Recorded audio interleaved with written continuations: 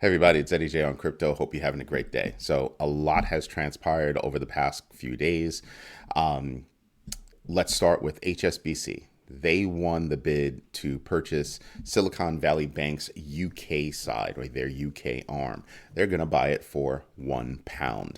So, I mean, people will say, oh, that's such a discount. No, it's not. They have to take on all the risk and also handle the bank run that is going to wind up happening, right? The regulators shut down Signature Bank, and Signature Bank had a lot of companies that it was doing business with, including Ripple, that had $240 million tied up. That said, Signature Bank is expected to be a full recovery for everybody that's involved. And reason why is because they got shut down before there was any kind of a bank run, before there were any issues. So that will most likely play out just fine. As well as, I don't know that I'm worried about Coinbase considering who they're backed by. Now, David Sachs, he's a tech entrepreneur and investor. He was doing an interview with Unheard and said he knows of at least one other bank that could be going through the same situation as Silicon Valley Bank.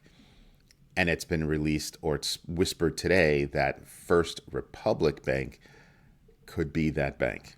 We'll have to pay attention to see what happens. But it definitely says the United States banking industry has problems. Again, I point you back to the relaxing of Dodd-Frank rules specifically for regional banks. Again, the threshold was at $50 billion that would implement where Dodd-Frank would kick in, and then it was raised to $250 billion, not million, billion.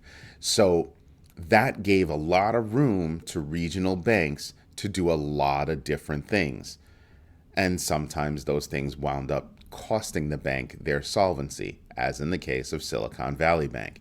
Now, something that I'm thinking about is that there could be criminal charges because there's going to be an investigation, and you have to ask yourself, the C-suite basically liquidated. I mean, you had some executives in the C suite liquidating up to 32, 35% of their holdings in Silicon Valley Bank. Is that because they knew what was coming? Now, I don't know if that's actually, criminal, but it is shady. And they let certain friends know about what was going on. And I'm looking at Peter Thiel. And the reason why is because he was able to get his money out and might have been able to get some of the money out for some of his investment vehicles, right? So I'm sitting here and I'm just saying, yeah, there's probably going to be a little bit of hell to pay. There are probably going to be some people that are going to be brought in front of Congress. So if I'm the CEO or anybody in that C-suite, yeah, I'd be girding up for that and lawyering up. Something else that I paid attention to was a statement by CZ. He's the CEO of Binance. Gotta love this guy. He basically said, "Hey, look, listen. See, there you go.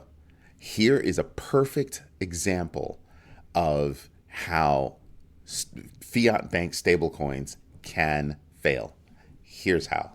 Because you look at the depegging of Circle's USDC, it had dipped down to as low as 83.3 cents. Okay, 83.3 cents. It has since repegged to the dollar, but it had depegged and gone down that far.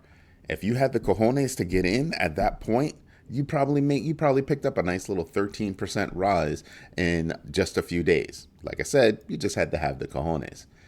Now again, that particular company has big backing, so I'm not surprised that it would come back fairly quickly and get back to pegging the US dollar. But CZ was just like, yeah, I just want you to pay attention to that. I'm just calling your attention to that.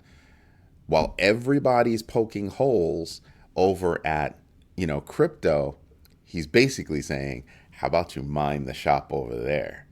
Because, yeah, it's a mess. They were able, like I said, because the Dodd-Frank rules for regional banks was relaxed in 2018. Remember that year, 2018. They were able to do a lot of different things, and I think you should pay attention to that. It's a big deal. It really is. On to the next story. He actually maneuvered the last of the cash from the Industry Recovery Initiative, moving it from BUSD to BTC, BNB, and Ethereum. And Yeah, can't blame him. He wants to make sure that those funds are readily accessible and can do good. So not bad. I'm not saying the guy's perfect. I'm just saying that he's in a position where he can actually, call BS, and that's basically what he's doing. Shibarium. I keep mispronouncing that word. I'm so sorry because I really love Shiba Inu.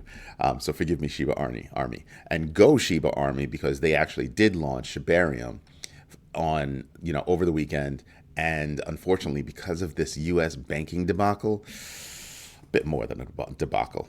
Basically, it launched without a whisper, and that's not their fault. It just was a tremendous macro event that's hit us. And I keep telling you, no matter what kind of research you do, always know that a macro event can throw a monkey wrench into anything, and it can actually crush people unless you have a plan and you've got dry powder that you can play with, meaning you've got money on the side that you can do something with.